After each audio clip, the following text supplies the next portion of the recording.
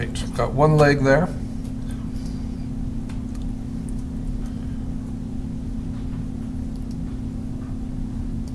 Wait a minute, let's see. Now let's puppet warp this one into place.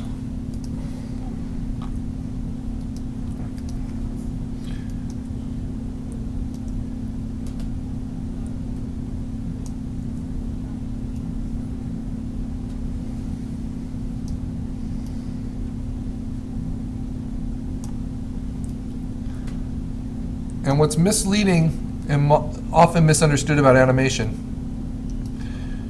is that it's all about different areas of emphasis. So you can have, whoops,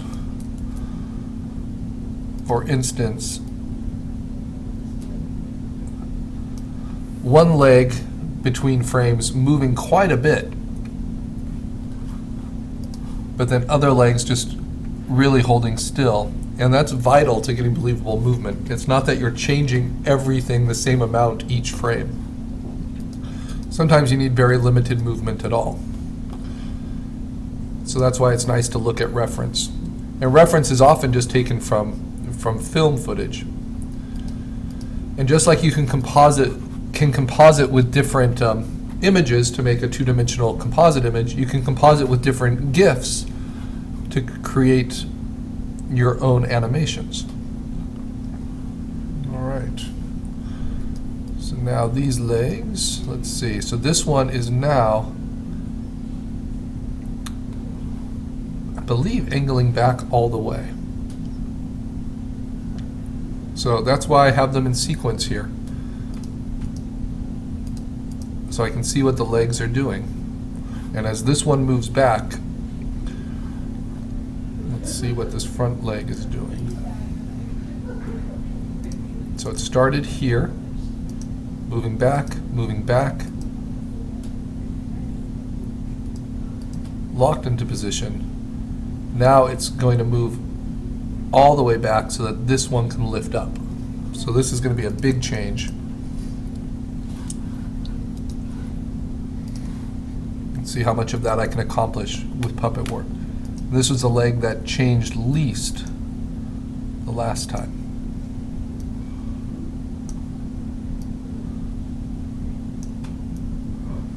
Move these joints.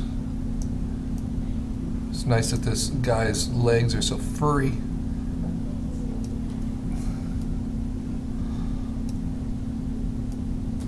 Bulk up that joint a little. Okay. Big change. You see how that changes the body a little bit too. So I'm going to make body copy 4 and erase a little bit of that away to transition. And he should look a little off balance here almost, because he's just teetering at the front. And now this front leg is going to start to sweep forward to make up for it.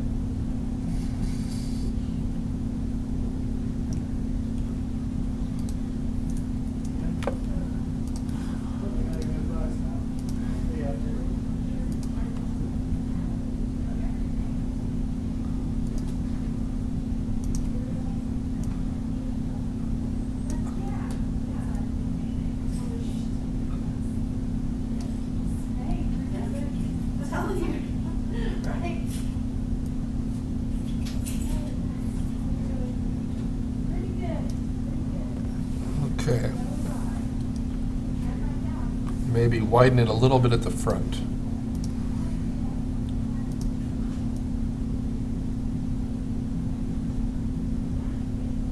Like so.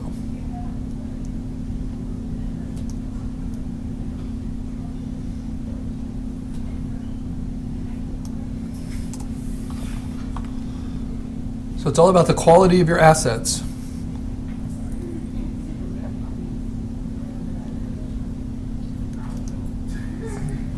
And if that looks believable, you see how we have this leg now crossing over? I want to see if I can adjust the body a little bit. No, not necessary. So I'm just going to work and soften that leg a little bit. Right there. Whoop, wrong one.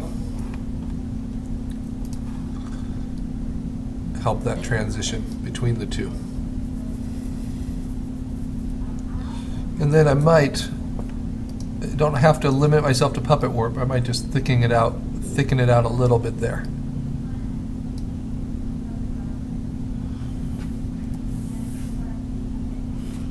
Still looks graceful, still look like it's supporting itself from this kind of a locked position to bending backwards.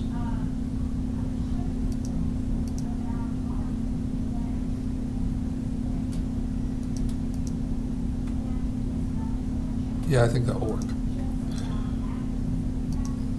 Maybe I bent it a little too high. Let me see.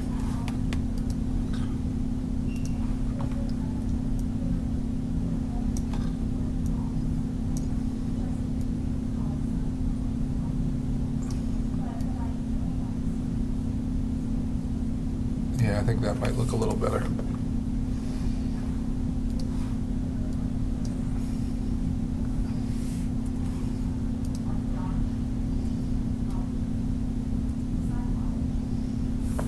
There we go. Yeah, I like that.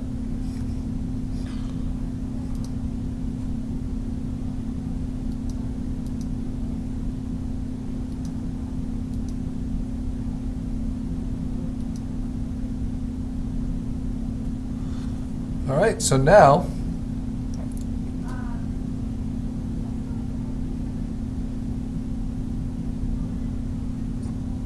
I have head copy 3.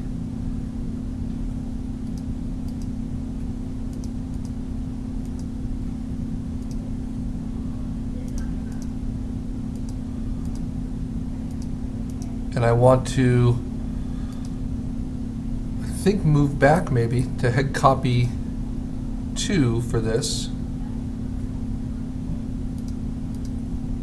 But I want the squinty eye.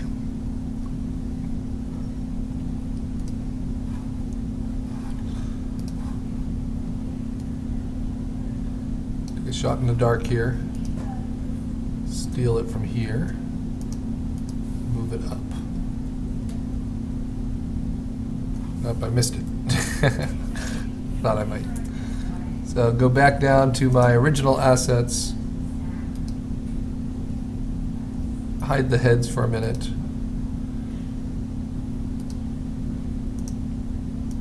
And my original eye.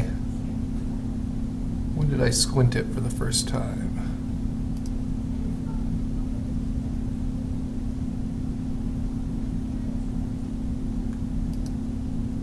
There we go, the walk one. So I want to grab this, make it its own squinted eye.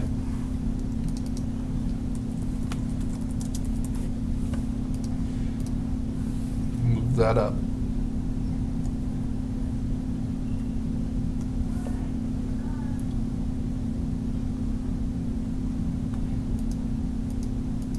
There we go. Okay. And I want this one, and so I'm going to move that eye down.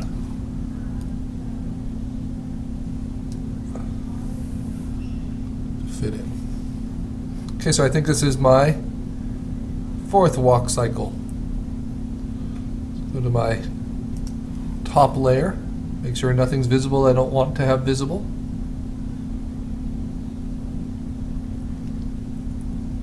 This way you can alternate different cycles with each other, such as the cycle of the head on a different cycle. Now I'm starting to reverse while I'm still building the cycle of the legs. Hold down Option, Layer, Merge Visible. This will be Walk 4. Mark it as orange. Bring it down. I'm tempted to want to go test it, but for a time, I'm not going to. So the next one is going to be this head. with an open eye. So that's an easy way that you can use the same cycle, but just with the eye squinted the first time we saw this pose, or the eye opened the first time we saw this pose. The next time with the eye squinted, it will be very different.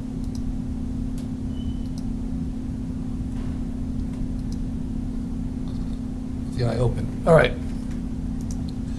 Now, layer 6, multiply mode. Levels. Now, I am a guy that likes to do things in a really controlled way. And so animation takes me a long time to do in a way that I like. And it's not my primary medium. But what I do enjoy about it, especially in the context of trying to teach it, is that I get to relearn these techniques. And it's a lot about creative problem solving. How can I do this in a way that is efficient, makes sense, and isn't making a big mistake that I'm going to regret later? And then I have to go back and do a lot more work. So far, so good with that. So now we're doing our 5th. So we duplicate, we warp or puppet warp, or in other ways distort. These walk cycles are where you really need to understand the musculature, the structure of your design, where everything fits.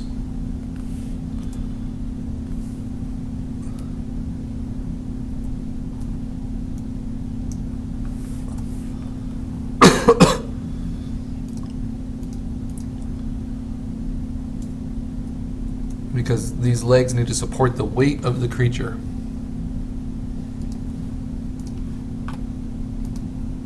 And puppet warp allows you to set all of those fixed points. So these are locked, but then the ankle moves back. And with the ankle, the bottom.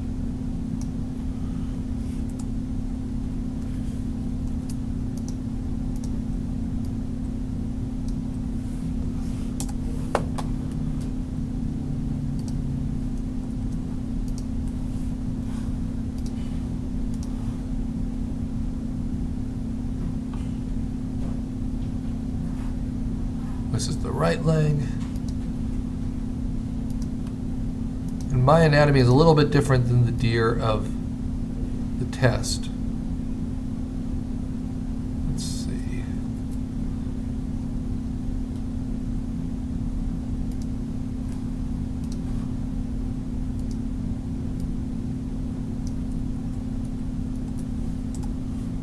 Let me try that again. This joint up here, joint here, and here. Oh, didn't pin the top.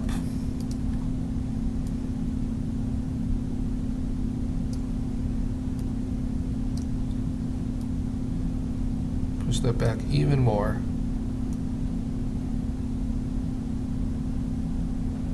Push this forward. Push this up. Be a bit of a stretch. And if you do too many anchor points, like I'm almost doing here, it starts to look more like macaroni than a skeleton, because we need it to support the weight. Yeah, looks a little too loosey-goosey there.